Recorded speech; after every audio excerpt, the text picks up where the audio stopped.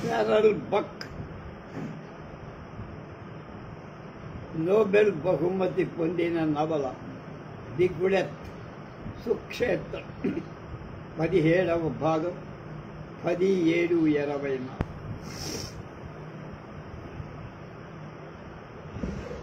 దీనికి అనువాదం పివి రామారావు గారు చేశారు. వాంగ్ మళ్ళీ తన పల్లెటూరికి వచ్చి వ్యవసాయ పనుల్లో నిమగ్నమైపోయారు. అది మొదలు పెట్టాను నిన్న చెప్పు. ఒకనాటి రాత్రి వాంగ్ వలాంతో కూడా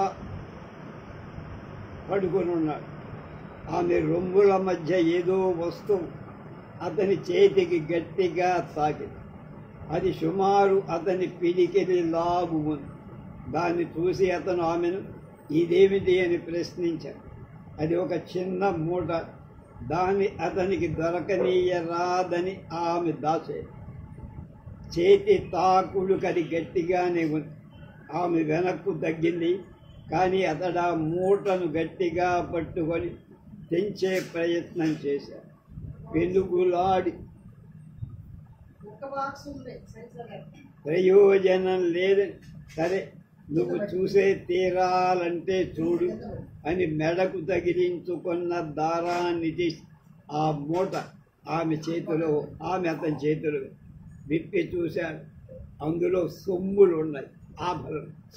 ఆశ్చర్యంగా నిశ్చేష్టుడై, ఇవన్నీ అమూల్యమైన నగలు. ఒక తోట ఇన్ని నగలను చూసేసరికి కళ్ళు బైర్లు అతని కళ్ళను అతడే నమ్మలేకపోయాడు. ఆ సొమ్ములో ఎర్రనివి, పచ్చనివి, పసుపు పచ్చ రంగు, ఇంకా అనేక రంగులు కలవి ఉన్నాయి. వాటి పేర్లేం తెలియదు. అతని జీవితంలో అతడెప్పుడు ఇన్ని ఆభరణాలు ఒక్క చోట చూడ. ఇంకా వాటి పేర్ల సంగతి అసలే వాడికి తెలియదు. చీకటిలో ఉన్న అతని చేతిలో నగలు నిగనిగలాడుతూనే ఉన్నాయి. వాటి రంగులు, ఆకారం చూసి వివసుడైపోయాడు. నోట మాట రాల. ఇద్దరూ వాటి వైపు రెక్క వేయకుండా చూస్తున్నారు. ఊపిరి పెగబట్టి నల్లగా అతడు ఆమెను ఇవి ఎక్కడివి అని అడిగాడు. ఆమె నెమ్మదిగా ఆ ధనవంతున ఇంటిలోనివి ఇవన్నీ. ఆ ధనికుడికి అభిమాన పాత్రురాలైన ఒక స్త్రీకి చెందిన నగలై ఉండాలి అన్నది. గోడలో ఒక ఇటుక వదులై ఉంది. భాగం ఇవ్వాల్సి వస్తుందేమో అన్న భయం కొద్ది రెండవ వాళ్ళకి కంట కడపడకుండా, చడి చెప్పుడు లేకుండా ఆ ఇటుకను తొలగించి వెంటనే దాచుకున్నాను అని చెప్పు. ఆశ్చర్యంతో, ఆ విషయం అసలు నీకెలా తెలిసింది? ఆమె పెదవుల మీద చిరునవ్వు కనబడి, నేను ధనవంతుల ఇంట్లో ఉన్న సంగతి వింతగా. వాళ్ళెప్పుడూ పిరికి గుండె ఉన్నవాళ్ళే. ఒకప్పుడు ఇప్పట్లాగానే చాలా చెడ్డ కాలం వచ్చి పెద్ద ఇంటికి దొంగలు పడ్డ, బానిసలు, ఉంపుడు గత్తెలు, వృద్ధ యజమాని రాలితో సహా అందరూ తలో దిక్కుకు ఎవరి దారి వాడు పారిపోయారు. తమ తమ నగలను, నాణ్యాలను ఇలాంటి చోటనే దాచేసుకున్నారు. ఈ స్థలాలన్నీ వాళ్ళు ముందుగానే ఏర్పాటు చేసుకొని ఉంటారు. కాబట్టి ఇటుక వదులైందంటే అక్కడేదో తప్పక దాచి ఉంటారని అప్పుడే దాఖలా కాబట్టి తెలుసుకోగలిగారు. మళ్ళా కొంతసేపటి వరకు ఇద్దరి మధ్య మౌనం. వాళ్ళ దృష్టిలో ఆ నగలలో ఒదగబడి అమూల్యమైన రత్నాల మీదే దృష్టి. కొంతసేపు అయిన తర్వాత ఊపిరి బెగబట్టి వాంగ్ ఓలాంతో ఇలా అన్నారు, అలా ఉంటే ఇవి చాలా కాలం నిలవు. అన్నిటినీ అమ్మేసి భూములు కొందాం. భూములు తప్ప ఇంకేమీ భద్రం కాదు. ఎవరికి తెలిసినా అది ప్రమాదమే. దొంగల వల్ల కూడా భయమే కదా. వెంటనే భూమిని కొంటే కానీ నాకు నిద్ర పట్టదు. ఆ మాటలంటూ అతడి వాటిని మూటగట్టి తన కోటి లోపలి జేబీలో భద్రపరిచి ఓలాంగ్ వైపు చూసి ఆమె ముఖంలో విషాద ఛాయలు అలముకున్నాయి. ఆమె స్థితిని గమనించి సరే ఇప్పుడేం చేద్దాం అన్న. ఆమె అన్నిటినీ అమ్ముతారా అని అడిగి అవును మరి ఎందుకు అమ్మకూడదు, ఇంత వెలగల సొమ్ములను ఈ మట్టి ఇంట్లో ఎలా దాచుకుంటాం ఎంతకాలం అన్న. బోలాన్ సరే కానీ ఇందులో 2 నగలు నేను ఉంచుకోదచ్చా అని ఆమె నిస్సహాయంగా నిరాశగా. చిన్న బిడ్డ ఏ ఆట వస్తువు ఏ తిప్పి మిఠాయు అడిగినట్లు ఉంది ఆమె బాల. అతని హృదయం ద్రవించింది. సరే ఇప్పుడేం చెయ్యమంటావు? ఏం లేదు, 2 చిన్నవాటిని మాత్రం ఆ తెల్లని ముత్యాలు 2 అయినా చాలు. ముత్యాలే అన్నాడు నోరు తెరిచి. అవును, వాటిని నేను ఉంచుకుంటా, ధరించను, కానీ దగ్గరుంచుకుంటా. ఆ మాటలని ఆమె నేల వైపు చూస్తూ కొరుకుకున్న దారాన్ని చేతి వేళ్లతో మెలేస్తూ జవాబు కోసం ఎదురు చూస్తూ. ఆ మాటలు అతనికి అర్థం కాదు.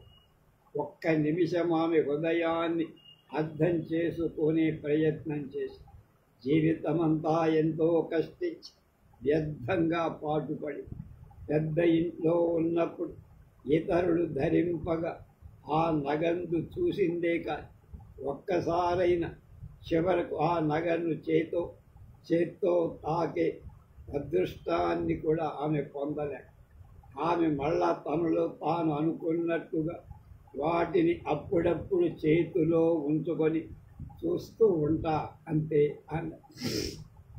అతనిలో అర్థం కాని కదలిక వచ్చి వెంటనే ఆ మూటను బయటకు తీసి విప్పి ఆమె చేతికిచ్చా.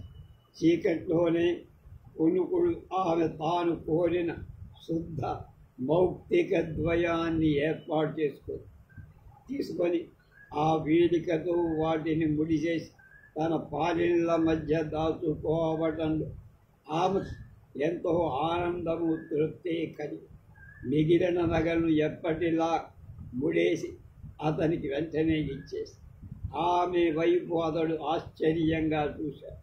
ఆమె వాలకం అతనికి అర్థం కాల. ఆ తర్వాత ఆమెను చూసినప్పుడల్లా ఆమె రొమ్ముల మధ్య రహస్యంగా దాచిన ముత్యాల మూట చూసి వాటిని ఇంకా అలాగే ఉంచుకుంటుందేమో అని అనుకునేవారు. ఆమె ఆ మూటను విప్పటం కానీ ఆ ముత్యాల వైపు చూడటం కానీ అతడెప్పుడూ చూసింది లేదు. వాటిని గురించి ప్రస్తావన మళ్ళీ రానేది. మిగిలిన నగల విషయంలో వ్యాంగ్ ఇటు అటు ఎంతో ఆలోచించి చివరి పెద్ద ఇంటి తాలూకు భూములేమైనా కొనటానికి వీలుంటే కొందామని నిర్ణయించాడు. అతడు ఒకనాడు పెద్ద ఇంటి దగ్గరకు వెళ్ళాడు. ఇప్పుడు ఆ ఇంటికి కావలివాడు లేడు.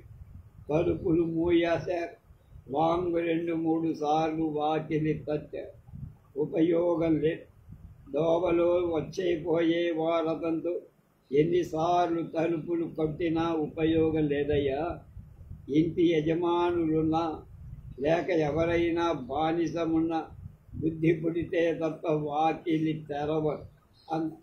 కొంతసేపటికి లోపల నుండి అడుగుల సవ్వడి వినపడి ఎవరో లోపల నుంచి బయటికి నిలిచి నడుస్తూ వాకిలి దగ్గరికి వస్తుంది. చిలక తీసి వాకిలి తెరిచి ఎవరు అన్న మాటలు వినపడి వాంగ్ గట్టిగా నేనండి వేంగలంగ్ అన్న. ఆ వ్యక్తి చిరాకుతో ఎవడా దౌర్భాగ్యుడు వ్యాంగ్ అన్నారు. ఆ వ్యక్తి ఇంటి యజమాని అని వ్యాంగ్ తెలుసుకొని ఇంటిలోని పనివాళ్లను బానిసలను తిట్టి అలవాటు పడిన ఆ తిట్టు ధోరణిని బట్టి అతడు ఆ విషయాన్ని తెలుసుకోగలిగాడు. మొదటి కంటే వినయంగా ప్రభు, ఏదో చిన్న పని మీద వచ్చా, మిమ్మల్ని తొందర పెడదామని కాదు, మీ ఏజెంటుతో మాట్లాడటానికి వచ్చాను. ఆ మాటలకు ప్రభు, ఆ విధవ మా ఇల్లు వదిలి కొలువు విడిచి ఎన్నో ఏళ్ళైపోయింది, ఇక్కడ లేడా దౌర్భాగ్యుడన్న. వ్యాంగుకి ఏం దిక్కు తోచన. ప్రభుతోనే నేరుగా బేరమాడటం అసాధ్యం. మధ్యస్థుడంటేనే ఒడిలో నగలు ఉండటం గగుట్ట చిచ్చోడినట్టు. ఎట్లో వాడిని వదిలించుకుందామంటే ఆదుర్దా కంటే భూమిని కొందామనే ఆశ బలంగా. ఇప్పుడున్న భూమికే కాదు, ఇంకా అంత భూమి ఉన్నా తన దగ్గర ఉండే డబ్బు సరిపో. కాబట్టి భయంకర సారవంతమైన భూమి కొనాలి. అతడు అనుమానంగా చూస్తే ఏదో కొంత డబ్బు వ్యవహారం ఉండి వచ్చాను అని. వెంటనే వృద్ధ ప్రభు సగం తెరిచిన చటుక్కున మూస్తూ, ఈ ఇంట్లో డబ్బు లేదు. ఆ ఏజెంట్ వెంటనే వెధవ కొడుకంతా పొట్టన పెట్టుకు పారిపోయాడు. దమ్మిడి అప్పు కూడా తీర్చడానికి వీల్లేదు అని లోపలికి వెళ్ళి, వాంగు తొందరగా కాదు డబ్బు ఇవ్వటానికి వచ్చానండి, నేను తీసుకుపోవటానికి కాదని. అతడు ఆ మాటలు అంటూ ఉండగా లోపలి నుంచి బొంగురు పోయిన ఒక కంఠధ్వని వినపడి, వాకిలి గుండా హఠాత్తుగా ఒక స్త్రీ ముఖం కనిపి, ఆమె ఇలాంటి మాటలు విని ఎన్నాళ్ళైందో డబ్బిస్తామన్నమాట. ఆమె చాలా చురుకుగా అందంగా కనిపి ఆమె అతనిలోని లోపలికి రమ్మని పోగానే అతడు లోపలి రాగానే వాకిలి మూసేది. వృద్ధ ప్రభువు దగ్గుతూ రెప్పవేయక నిలబడ్డాడు. అతడు బూడిద రంగు పట్టు వస్త్రాన్ని ధరించి, ఆ వస్త్రం మాసి ముడతలు పడి నిండా మరకలున్నాయి. పరుపు మీద పండుకొనేందుకు ఉపయోగించిన దాల్లాగా ఉంది. అయినా అది విలువ కలదిగానే కనపడు. వ్యాంగు అతని వైపు బెదురుగా చూస్తుంది. గొప్ప ఇంటి వాళ్లను చూసి భయపడటం అతనికి మామూలు. ఇతడేనా యజమాని అనే అనుమానం కలిగి అతని యజమానుడని నమ్మటానికి కూడా వీల్లేకుండా. తన తండ్రి కంటే అతడేం గంభీరంగా కూడా లేదు. ఆ వృద్ధ ప్రభువుల గురించి అది వరకు ఎప్పుడో కొంత విన్నా. అంతటి వాడేనా అనేది. మొదట స్థూలంగా ఉండిన అతని శరీరం ఇప్పుడు సృష్టించిపోయి చర్మం ముడతలు పడి స్నానం చేసి ఎన్ని రోజులైందో తెలియదు. జుట్టు పెరిగింది, చెయ్యి వణుకుతోంది. ఇతని కంటే తన తండ్రి ఎంతో మెరుగ్గా ఆరోగ్యంగా ఉన్నాడు అనిపించి. ఆ స్త్రీ మాత్రం చాలా శుభ్రంగా ఉంది. ముఖంలో గడుసుదనం, చురుకుదనం ఉంది. కళ్ళు మెరుస్తున్నాయి, చర్మం పాలిపోయింది. పెదవులు చెక్కిళ్ళు ఎర్రగా ఉన్నాయి. నల్లని వెంట్రుకలు అద్దంలాగా నిగనిగలాడుతున్నాయి. ఆమె మాటలు బట్టి ఆ కుటుంబానికి చెందింది కాదని తేలిగ్గా అర్థం. ఆమె ఒక బానిస మాత్రమే. ధ్వని కటువుగా ఉంది, నాలుక కూడా బిరుసుగానే ఉంది. వీళ్ళిద్దరూ తప్ప ఆ స్త్రీ, ఆ వృద్ధ ప్రభు, ఆ ఇంట్లో ఇంతకు ముందున్న వాళ్ళ అవసరాలు తీర్చేందుకై అటు ఇటు తిరుగుతున్న సేవకులెవ్వరూ కనపడాల. ఆమె వాంగుతో డబ్బు సంగతి ఏమిటి అని తీవ్ర స్వరంతో వేంగు వృద్ధ ప్రభు ఎదుట నోరెత్తలే అనుమానిస్తూ అది గ్రహించి వృద్ధ ప్రభుతో, మీరు త్వరగా వెళ్ళండి అంది. వృద్ధ ప్రభువు పెదవి కదపక దగ్గుతూ ఆ తోటి నుంచి వెళ్ళిపోయాడు. ఆమె మాత్రం అక్కడే ఉంది. వేంగుకు ఏం చెయ్యటానికి తోచ. ఆ ఇంటిలోని స్తబ్దత అతడు విస్తుపోతాడు. ఇంటిలో ఎటు చూసినా మనిషి మాటే లేదు, జాడలు. ఎక్కడ చూసినా చెత్తా చెద, దిబ్బలుగా ఊడ్చి ఎన్నాళ్ళు అయినట్లు అనిపిస్తుంది. ఆ స్త్రీ అత్యంత కంఠస్థలంతో, ఓరే ముద్ద, దేనికోసం వచ్చావో చెప్పు, నీ దగ్గర ఉంటే డబ్బు చూపించు. ఆ మాటలకు వేంగు ఉనికిపడి హుషారుగా లేదు. నా దగ్గర డబ్బు ఉన్నది నేను అనలేదే, ఏదో వ్యవహారం ఉన్నదన్నా అంతే. వ్యవహారం అంటే డబ్బు ఇవ్వటము తీసుకోవటము ఏదో ఒకటి, కానీ ఈ ఇంటి నుంచి డబ్బు ఇవ్వటం మాత్రం కాదు. సరే, కానీ స్త్రీతో నేను వ్యవహరించలేను అన్నారు. ఇంతకంటే ఏం చెప్పడానికి అంతు చిక్కగా అల్లాడుతూ పిచ్చి చూపుడు చూస్తా. ఏమి ఎందుకు కాకూడదు? ఈ ఇంటిలో నేను తప్ప ఇంకెవరూ లేరని నువ్వు వినలేదా అని గద్దించి ఆమె మాటలు అతడు నమ్మలేకపోయాడు. ఆమె నేను ఆయన తప్ప ఎవరూ లేరు, అయితే అందరూ ఎక్కడికి అని అతడు ఆశ్చర్యంతో సాభిప్రాయంగా ప్రశ్న చేసి, వృద్ధ యజమానురాలు చచ్చిపోయింది, నువ్వింకా వినలేదా? మొన్న శీతాకాలంలో ఈ ఇంటి మీద దొంగలు దాడి చేశారు, ఉన్నదంతా ఊడ్చుకొని పోయారు. వృద్ధ ప్రభువులు రెక్కలు కట్టేశారు, యజమానురాలిని కుర్చీకి కట్టేశారు. ఇంటిలోని వాళ్ళంతా పంచబంగాళమైపోయారంటే ఎవరి దారి. నేను మాత్రం దగ్గరున్న చెరువులు దాక్కుని అంతా ఆయన తరువాత వచ్చి చూశా. వృద్ధ యజమానురాలు కుర్చీలోనే చచ్చిపోయారు. నల్ల మందు తిని కృషించి ఆమె భయానికి ఏమాత్రం తట్టుకోలేక చచ్చిపోయారు. సేవకులు, బాలీసలు, కావలి వాళ్ళు, వీళ్ళ సంగతి వాళ్ళ ఎప్పుడో పారిపోయారు. కాళ్ళలోని సత్తువ కొద్ది ఎవరి దారి వాడు చూసుకొని. అప్పటిలో ఆహారం లేదు, డబ్బు లేదు. నిజానికి ఇంటిలోని సేవకులు షరీకైనారా దోపిడి. కావలివాడ గుంపులో ఉండటం నేనే స్వయంగా చూసి. వృద్ధ ప్రభు ఎదుటికి వచ్చినప్పుడు వాడెంత మొగం తెప్పుకున్న మొగం మీద నల్లమచ్చ, దాని మీద పొడిగాటి వెంట్రుకలు చూడగానే గుర్తుపట్టి ఆ కుక్కే ఎంతకు దారుణమని నా భావం. కొత్తవారు కూడా అందులో లేకపోలే. అయినా ఇంటిలోని వాడు ఆస్కారం ఇవ్వందే వాళ్ళు వచ్చి ఉంటారనుకో. లేకపోతే నగలు, నాణ్యాలు ఎక్కడెక్కడ ఉండేది వాళ్ళకేం తెలుసు?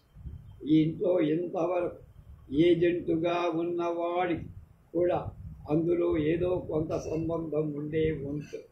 ఈ ఇంటి వారి కథడు దూరపు బంధువు కాబట్టి ఆ మాట అనకూడదు, నోరు మూసుకోవాలి అనుకోండి. కొంతసేపు ఊరకుండి ఆమె మళ్ళా ఇలా, ఈ ఇంటి పతనం హఠాత్తు సంభవం కాదు, ఇతని తండ్రి కాలం నుండి ఇలా జరుగుతోంది. తండ్రి కాలంలో భూముల వైపు చూడకుండా ఏజెంటు తెచ్చిచ్చిన డబ్బును ఇష్టానుసారంగా స్వేచ్ఛగా ఖర్చు పెడుతూ ఉండేవి. వీరి కాలంలో క్రమంగా ఆ ఆస్తి తగ్గుతూ వచ్చి ప్రభు కుమారులెక్కడ అడిగాడు. ఆమె నిర్లక్ష్యంగా వాళ్ళు అక్కడ ఉన్నారు, అక్కడక్కడ. ఈ స్థితి రాకముందే ఆడపిల్లలిద్దరికీ పెళ్లి కావటం గొప్ప అదృష్టం. కొడుకుల్లో పెద్ద ఆయన తల్లిదండ్రుల ఈ స్థితిని చూసి ముసలాయను తీసుకొని రమ్మని మనిషి పంపాడు. నేనే అతన్ని, నువ్వు పోతే ఈ ఇంటికి దిక్కెవరు, ఇదేం బాగుండదని చెప్పి పోకుండా ఆపేసి, ఎన్నాళ్ల నుంచో నేనతని నమ్మిన బానిసగా ఉంటుంది. ఈ ఇల్లు విడిస్తే నాకు దిక్కు లేదు. ఈ మాటలు విన్న వాంగ్ వెంటనే వెనక్కొచ్చి ఈ వ్యవహారమంతా అతనికి అర్థమైంది. ఈ బానిసవ చచ్చే ముసలాన్ని అంటి పెట్టుకొని అతని గుండా రాబట్టగలిగినంత కాజేద్దామన్న భావంలో ఉందని అతడు తేలిగా అర్థం చేసుకున్నాడు. అందుకే ఏవగింపుతో, నువ్వు బానిసవని స్పష్టంగా తెలిసి కూడా నీతో ఏ విధంగా నేను వ్యవహారం నడపగలను? ఆమె, నేనేం చెప్పినా ఆయన చేస్తాడు అన్న. అతడు ఆలోచనలో పడ్డా. అమ్మకానికి భూమి సిద్ధంగా ఉంది, తాను కాకపోయినా మరెవరైనా వచ్చి దాన్ని కొంటారు. కాబట్టి అతడు ఇంకా ఎంత భూమి ఉంది అని ఆమెను అడిగాడు. ఈ ప్రశ్నతో అతని ఉద్దేశం ఏమిటో ఆమెకి వెనక ముందు చూడకుండా ఆమె ఇలా, భూమి కొనడానికి వచ్చి ఉంటే భూమి చాలా ఉంది. పశ్చిమంగా 100 ఎకరాలు, దక్షిణంగా 100 ఎకరాలు అమ్మకానికి సిద్ధంగా ఉంది. ఒక్క తోట లేదంటే అయినా ఆ రెండు పెద్ద క్షేత్రాలే, ప్రతి సెంటు అమ్మ తగిందే. ఈ మాటల ధోరణి బట్టి ఆ ఇంటి లోతు పాతులన్నీ ఆమెకు తెలియవని అతనికి అర్థమైంది. అయితే నమ్మకం కుదరలా. ముఖ్యంగా ఆమెతో వ్యవహరించడం అతనికి ఎందుకో బొత్తిగా గిట్టదు. కొడుకుల సమ్మతి లేకుండా ఆయన భూములు అమ్ముతాడా? దానికేం, కొడుకులు ధర వచ్చినప్పుడు అమ్మమని తండ్రికి చెప్పింది. వాళ్ళెవరూ ఇక్కడ కాపురం ఉండదలుచుకోవాలి. కరువు కాటకాల దొంగల దాడి నిలయమైన ఈ ప్రాంతాలు కాపురాలు చెయ్యలేక వాళ్ళు భూమిలమై అమ్మి డబ్బు పంచుకుందామనుకోను. అయితే నేను ఇప్పుడు డబ్బు ఎవరికి చెల్లించాలి? ఎందుకు? వృద్ధ యజమానికి, ఇంకెవరికి ఇస్తావు? ముసలివాడి చేతుల్లోది సులభంగా ఆమె చేతుల్లోకి పోతుందని అతనికి బాగా తెలుసు. ఆమెతో ఇంకెంత మాత్రం మాట్లాడటానికి ఇష్టం. వెళ్ళబోతూ ఇంకొకసారి వచ్చి కలుస్తారే అని ఇంటి దారిపై అతన్ని వెంబడించి ఆమె గట్టిగా, రేపు ఈ వేళకి రాకపోతే ఈరోజు మధ్యాహ్నమే ఎప్పుడైనా ఒకటే అని అరిచింది. జవాబు చెప్పకుండా అతడు వీధిన వెళ్ళిపో. అతని మనసంతా చెడిపో అల్మకల్లోలంగా విషయాలన్నీ అతడు మళ్ళీ ఆలోచించి కర్తవ్య నిర్ణయం చేసుకోవాలి. ఒక చిన్న టీ అంగడికి వెళ్ళి డబ్బిచ్చిన తర్వాత అక్కడే కూర్చొని ఆలోచించిన కొద్ది ట్యాంగుల విషయం మహాభయంకరమనిపిస్తుంది.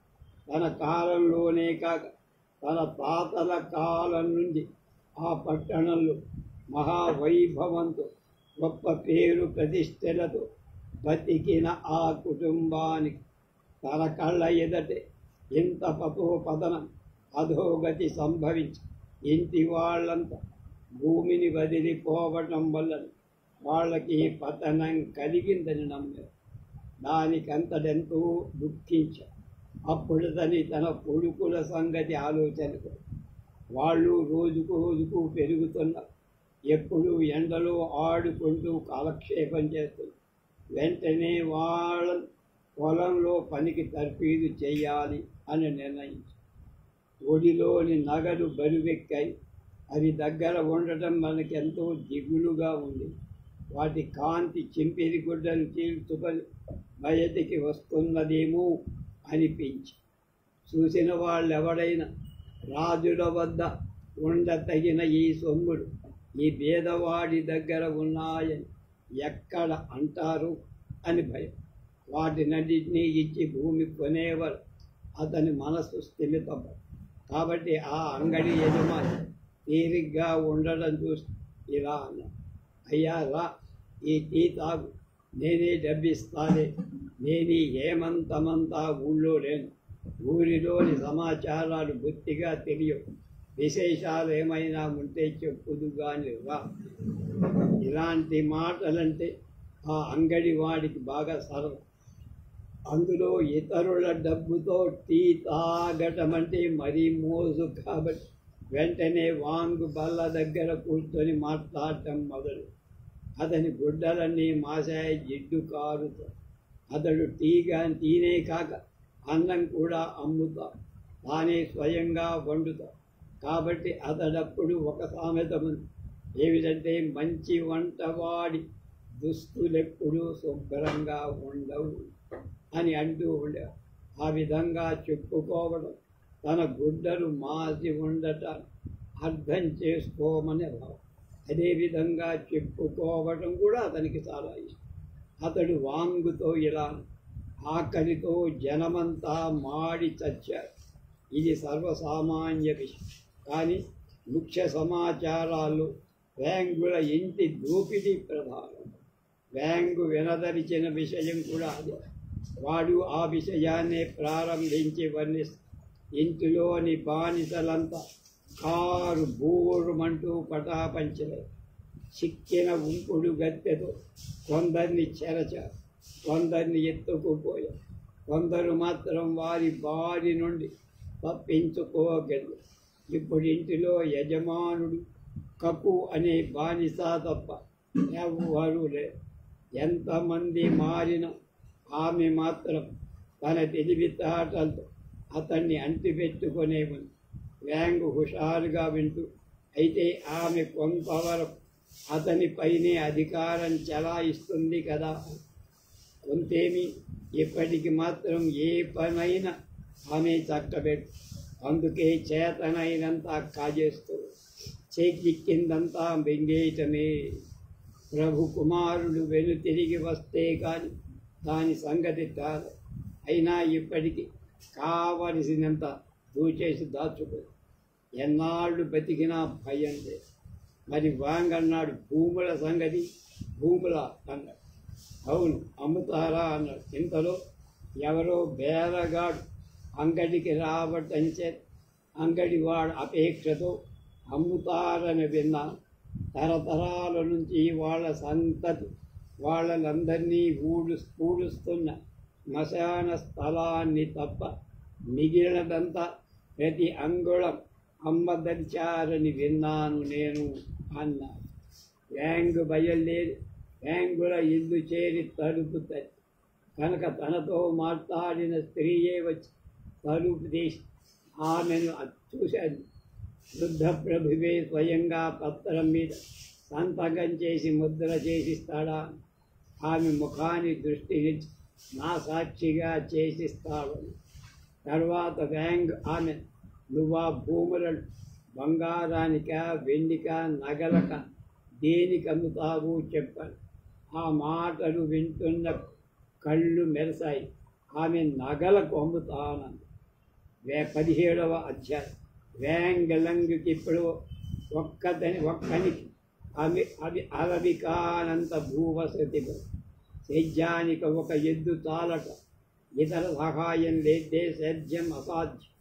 వచ్చిన పంటకు ఉండే స్థలం చాలక కొత్తగా గడి వేయించా.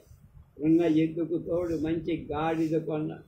పక్క ఇంటి చింగుని పిలిచి, మీకు కూడా ఉండే ఆ కొంత భూమిని నాకమ్ము. ఒంటిగా ఇంట్లో ఉండే బదులు నా ఇంట్లోనే ఉండి సేద్యం పనులు నాకు సాయం చెయ్యన్నాడు. సంతోషంతో అతను ఒప్పుకున్నాడు. వర్షాలు సకాలంలో పడటం వల్ల ఆ ఏడు సుభిక్షంగా ఉంది. వేత వరి పైరంతా బాగుంది. గోధుమ కోత పూర్తి అయ్యి తర్వాత వేంగు చింగు కలిసి మళ్ళు నాటారు. నీటి కరువు లేనందువల్ల ఎప్పటికంటే ఈ ఏడు బాగా వరి నాటారు. కోత సమయానికి ఇద్దరితో పని తెమల పక్క పల్లెటూళ్ళ నుంచి ఇంకా 2 మగ కూలీలను పెంచుకొచ్చి నూర్పు కూడా సాగించి వ్యాంగు పొలంలో పనికి వంగినప్పుడల్లా వ్యాంగ్ కుమారుడు జ్ఞాపకానికి వచ్చేవి. వాళ్ళు సోమరులైన ఉన్నందువల్ల ఉన్నదంతా ఊడిందని అతనికి. తన కొడుకులు కూడా అలాంటి స్థితికి రాకుండా చిన్నప్పటి నుంచే వాళ్లకు చేతనయ్యేంత పొలం పనులు చేసేందుకు అలవాటు చేయాలి అనుకుని వాళ్ళేమీ ఎక్కువగా పని చేయకుండా ఎండకు ఓర్చుకోవడానికి కాడి వెంట చాళ్ల ముందుకు వెనక్కు తిరగటం చేత కలిగే ఆయాసానికి అలవాటు పడాలని అతడి భావం. ఆ ఏడు అపురూపమైన పంటలు పండాయి. అంతకు ముందెన్నడూ ఇంత దండిగా పంట లేదు. అప్పటిప్పుడు పేదవాడు కాదు కాబట్టి ఓలాన్ పొలం పనిలోకి పంపటంలో అవసరం ఉన్నప్పుడు కూలీలను పిలుచుకొచ్చేవాడు. మాసువులంతా పూసుకొనేది ఉన్న తోట చాలక ఇంకొక గది కూడా వేయించాడు. ధాన్యం నిలవ లేకపోతే ఇంట్లో మెదలటానికే చోటు లేకుండా 3 పందులను 100 కోళ్లను పెంచాడు. పొలాన్ ఇంటిలోనే ఉంటూ ఇంటిల్లి పాదికి కావలసిన కొత్త గుడ్డలు, చెప్పులు, పరుపులు, గౌనులు మొదలైనన్ని తయారు చేసి ఆమె మళ్ళీ ప్రసవించి కోరిన వాళ్ళు కూలి ఇచ్చి తోడు తెచ్చుకోగలిగి ఉన్న ఆమె ఎవరు తోడు లేకుండానే ప్రసవించి ప్రసవం చాలా ఆలస్యమై సాయంకాలానికి వాంగ్ పొలం నుంచి తిరిగి వచ్చే వేళ తండ్రి ఆమె గడివాకిట్లో నివిలి నడుగుతూ, ఈసారి కవల పిల్లలరా అన్న.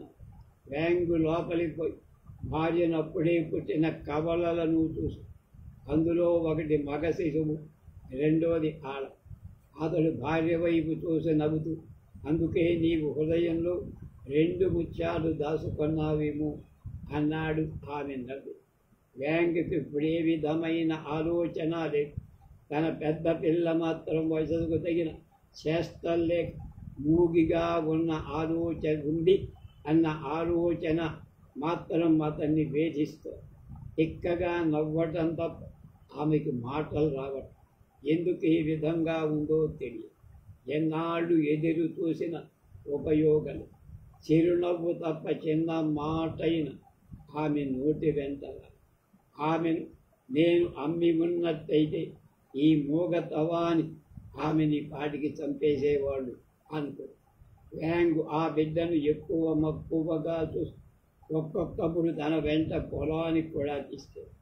వ్యాంగ్ తాత ముత్తాతల కాలం నుండి ఆ ప్రాంతం వాళ్ళ నివాసం. ఇక్కడ 5 ఏళ్లకొకసారి దేవుడు దయ తలిస్తే 7-8 ఏళ్లకొకసారి, ఒక్కొక్కప్పుడు 100 ఏళ్లకొక మాటైన తప్పక క్షాణం సంభవించి. దీనికి కారణం అతివృష్టి, అనావృష్టి, లేక ఉత్తర దిక్కున ఉన్న కొండల్లో పుట్టి వారి నదిలోని వరద. కరువు వచ్చినప్పుడు ఆ వలస పోవడం, తిరిగి రావడం వాళ్ళ కరువు. కానీ వ్యాంకు మాత్రం ఇప్పుడు అవస్థ. అతడిప్పుడు ప్రశాంతంగా ఉన్నాడు. రోజు రోజుకి స్థిమితపడ్డాడు. దండిగా నిండిన ధాన్యాన్ని నిలవ చేసుకొని గింజ గట్ట కొదవ లేకుండా ఉంది. కాబట్టి క్షామానికి బెదరాల్సిన పని లేదు. వలస పోవడం అవసరం లేదు. దేవుడి దయ వల్ల ఈ 7 ఏళ్ల నుండి అతనికి మితిలేని పంట పండి ఎంత తిన్నా తరం. ప్రతి ఏడు కూలీల సంఖ్య పెరుగుతూ తాను కాపురమున్న ఇంటి వెనక కొత్త ఇల్లు కట్టించి, ముందు వైపు హాలు, దానికి పెద్ద వెనకది, దానికి ఇరుపక్కల 2 చిన్న గదులు వేయించి, గోడలు మట్టివేయిన వెల్ల వేయబడి శుభ్రంగా ఉంది. పై కప్పు పెంకులతో కప్పించి తన కుటుంబం అంతా ఈ కొత్త ఇంట్లోకి వచ్చారు. పాత ఇంట్లో చింగు అతని జీతగాళ్ళు ఉన్నారు. చింగు విశ్వాసపాత్రుడని తేలిపోయి వ్యాంగ్ అతని బాగా పరీక్ష చేసి తేల్చుకొని, అందుకే అతనికి అన్నం గుడ్డ ఇచ్చి నెలకు 2 వెండి నాణాలు జీతం కూడా ఏర్పాటు చేశారు. తన పొలంలో కూలీలపైన అజమాయిషి మేస్త్రిగా అతన్ని నియమించి సేద్యం పనులన్నీ చింగే చేస్తున్నారు. వ్యాంగ్నంత బలవంత పెట్టి బాగా తినమన్న చింగు కండబట్టక కదురులాగా బక్క చిక్కే ఉన్నాయి. అయినా స్తమానం ఉల్లాసంగా పనిచేసేవాడు. అవసరమున్నప్పుడు తప్ప మాట్లాడు. ఏ జీతగాడు పొద్దుపోయి నిద్ర లేచిన, ఎవడు తనకంటే ఎక్కువగా పెరుగు మొదలైన వస్తువులను వాడుకున్న, పంట నూర్చేటప్పుడు ఎవడు పెళ్ళాం పిల్లల ద్వారా రహస్యంగా గింజలు కాజేస్తున్న చింగ్ ద్వారా వ్యాంగ్కు తెలిసిపోయాడు. సంవత్సరాంతంలో జీతగాడు యజమాని కలిసి ఒక విందులో పాల్గొనడం దేశాచారం. ఆ విందుతో ఆ 7 కొలువు విడిచి పోవాలంటే, పని నుండి తొలగించాలంటే అదే సమయం. ఏరువాక పౌర్ణమి నాడు కొత్త పాలేళ్ళు కుదుర్చుకోవడం, పాత వాళ్ళను వదిలించుకోవడం మాకు కూడా అలవాటు. కాబట్టి ఆ సమయంలో చింగ్ యజమానితో ఎవరినెవరిని ఉంచుకోవాలో, ఎవరెవరిని తప్పించాలో సూచించాడు. సాధారణంగా అతని సూచనలే అమలు జరిగాయి. లేమి చేత బాధపడుతున్నప్పుడు చింగు వ్యాంగ్కి ఇచ్చిన పిడికెడు చిక్కుడు గింజలే వాళ్ళ ఈ స్నేహానికి కాదు.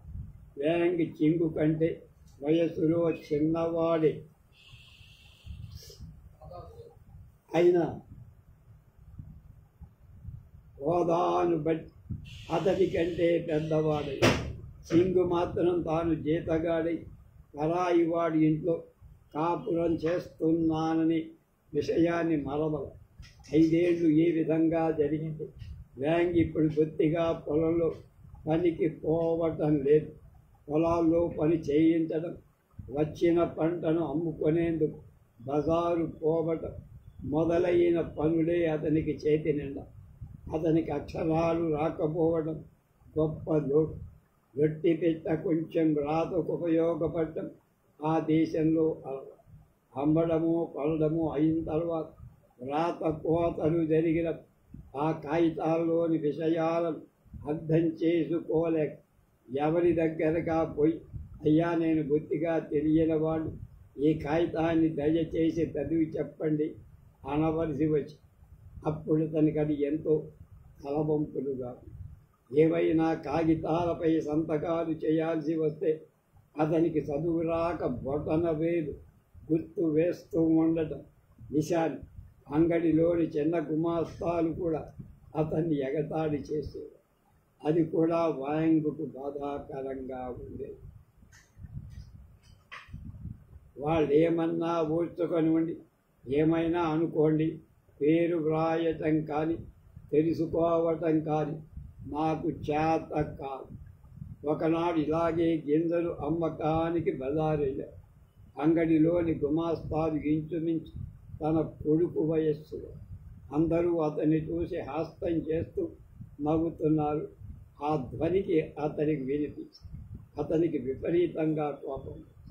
ఇంటికి వస్తూ దారిలో తనలో తాను ఇలా అనుకుంటున్నాడు, ఒక్క వెధవకు అంగుళమైన భూమి లేదు, నాకు చదువు రాదని నన్ను చూసి మళ్ళీ కిలిస్తున్నారు.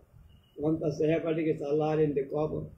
అప్పుడు అతను తనలో నేను నిరక్షర కుక్షి, అది నిజంగా నాకు తలవంతే, కాబట్టి పెద్దవాడిని పని మాన్పించి బడిలో వేస్తా, నాకు బదులు వాడే లెక్కాడొక్కా చూస్తా. అప్పటి కానీ వీళ్ళ నవ్వులు అనగవు అనుకో. ఆ రోజే పెద్ద కొడుకుని పిలిచాడు. 12 ఏళ్ళు వాడికి.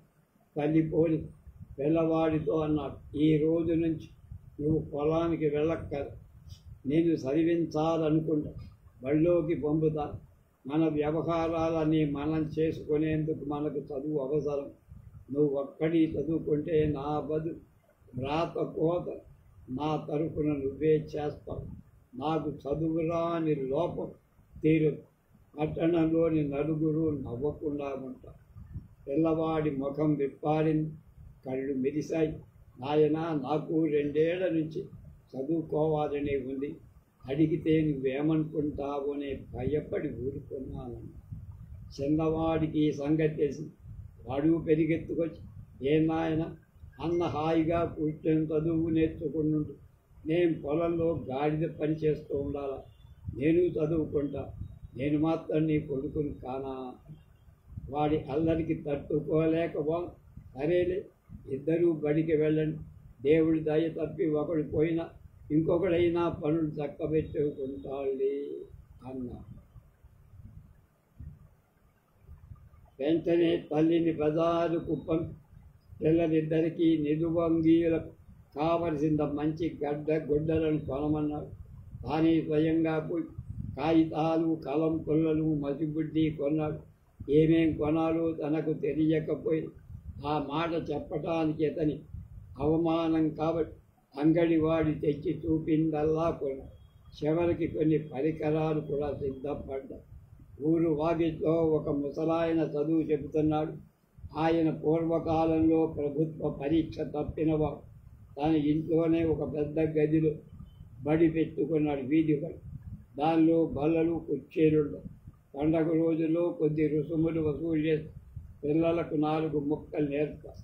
సోమరిగా ఉన్న పొద్దున్నుంచి సాయంకాలం వరకు వల్లించిన పాఠాలు నోటికి ఒప్పచెప్పకున్న చేతిలోని విసిని కర్రను మడత పెట్టి కొట్టేసి. ఎండాకాలంలో మాత్రమే పిల్లలకు కొంత వ్యవధి. అప్పుడైతే అయ్యవారు పగటి భోజనమయ్యిన తర్వాత నిద్రపోయేవారు.